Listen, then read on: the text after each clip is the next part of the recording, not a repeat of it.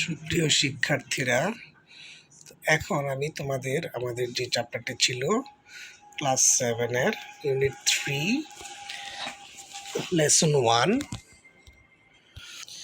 এই চ্যাপ্টারে যে কাজগুলো রয়েছে আমরা এখন সেগুলো করব। তো চলো প্রথমে আমরা দেখে নিচ্ছি সিতে রয়েছে match words with their meanings, অর্থাৎ শব্দগুলোর সাথে অর্থ মিলাতে হবে। দেখো সিতে যে বক্সটা রয়েছে সেখানে ভিজিট মানে ভ্রমণ করা। আমরা যদি দেখি সেখানে go to see a person or place, এটি মিলবে, অর্থাৎ কোনো একটা জায়গায় যাওয়া, কাউকে দেখা করার জন্য কারোর সাথে। সিরিমনি মানে আমরা জানি অনুষ্ঠান। তো এখানে যদি আমরা দেখি সেটা আমরা ফাংশন বলতে পারি।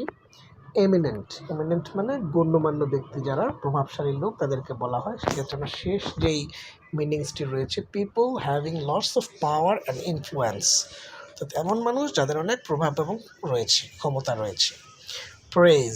প্রেজ মানে কারো প্রশংসা করা। সেক্ষেত্রে আমরা প্রথমটা বলতে পারি speak highly of something or somebody. তারপর আউটস্ট্যান্ডিং মানে অসাধারণ, চমৎকার, যদি সেটি হবে এক্সট্রিমলি গুড। তারপর ডিসপ্লে মানে কোনো কিছু দেখানো, প্রদর্শন করা। Put something in a place where you can see it easily, এটার সাথে এটা মিলবে। তো চলো আমরা ডিতে দেখি কি রয়েছে। Ask and answer in pairs, make questions and then choose answers from this table. অর্থাৎ এখানে দেখো টেবিলের মধ্যে অনেকগুলো ঘর রয়েছে। আমাদের এক পাশে লেখা রয়েছে কোয়েশ্চেন্স, আরেক পাশে লেখা রয়েছে আনসার্স। তো প্রথমে এই তিনটা বক্স থেকে মিলিয়ে আমরা একটা প্রশ্ন তৈরি করতে হবে এবং সেই প্রশ্নের উত্তরটা আনসারের ঘর থেকে মিলাতে হবে যে এই প্রশ্নের উত্তর কোনটা হবে। দেখো 4টা উত্তর রয়েছে, তার মানে এখান থেকে আমরা 4টা প্রশ্ন করব।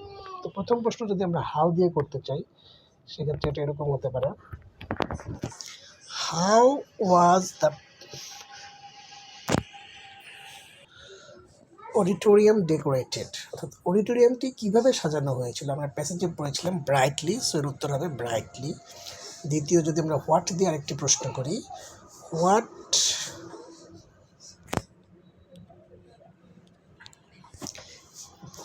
Did the head teacher do at the beginning of the function, ফাংশনের শুরুতে প্রধান শিক্ষক কী করেছিলেন। সো আমরা প্যাসেজে পড়েছিলাম read out the annual report, সেই সাথে এটা বলবে read out the annual report.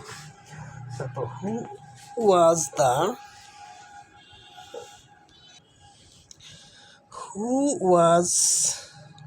The chief guest at the function, কে ছিলেন এই ফাংশনের প্রধান অতিথি। The principal of PN college.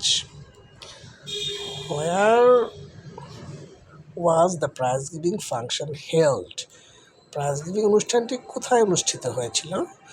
In the school auditorium, স্কুলের অডিটোরিয়ামে। এই হচ্ছে এই প্রশ্নটির সমাধান, এই কাজটির সমাধান। তারপর যদি আমরা FE নাম্বারে দেখি, এখানে রয়েছে একটি শূন্য স্থান, আমরা সেটি পূরণ করবো। Complete the passage with the verbs in the box, বক্সের যে ভার্বগুলো রয়েছে সেগুলো ব্যবহার করে আমরা শূন্যস্থানটি পূরণ করব। গিভ দেয়ার কারেক্ট ফর্মস, তাদের সঠিক ফর্মও ইউজ করতে হবে। ভার্বের যে বিভিন্ন ফর্ম রয়েছে সেগুলো আমাদেরকে ইউজ করতে হবে। তো চলো আমরা দেখি, at the end of the prize giving function there dash a cultural show, there was a cultural show হবে। এখানে বি এর একটা ফর্ম হচ্ছে ওয়াজ, একটা কালচারাল ফাংশনও ছিল, কালচারাল শো ছিল। The students dash danced and dash a one act play, অর্থাৎ স্টুডেন্টরা কী কী করেছিল তার কথা বলা হচ্ছে। দ্য স্টুডেন্টস সিং এর পাস্ট ফর্ম স্যাং, গেয়েছিল, ড্যান্সড নেচেছিল, and staged a one act play, এবং একটা একক নাটক করেছিল। It was so good that everyone spoke highly of it, স্পিকের past form spoke highly of it, সবাই খুব ভালো বলেছিল। এখানে তোমরা খেয়াল করো সবগুলো ভার্বের ফর্মে পাস্ট টেন্সে হয়েছে, কারণ এটা অতীতের ঘটনা বলছে। সো যখন কোনো অতীতের ঘটনা বর্ণনা করা হয় তখন সেখানে ভার্বগুলো পাস্ট টেন্সে ইউজ করা হয়। তারপর F number, do you have a sports day at your school, তোমার স্কুলে কি স্পোর্টস ডে হয়। First tell the class about it and then write about it in your notebook, তো এটা নিয়ে আলোচনা করতে বলা হয়েছে, লিখতে বলা হয়েছে।